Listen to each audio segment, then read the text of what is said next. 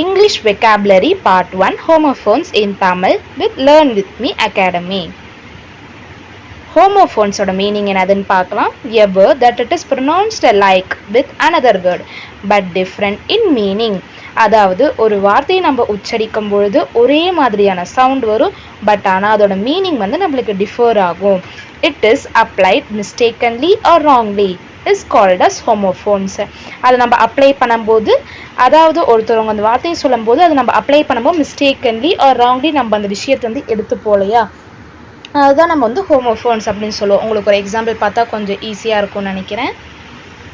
Example: accept, except; affect, effect; beat, beat; carrier, carrier; check, check; peace, peace.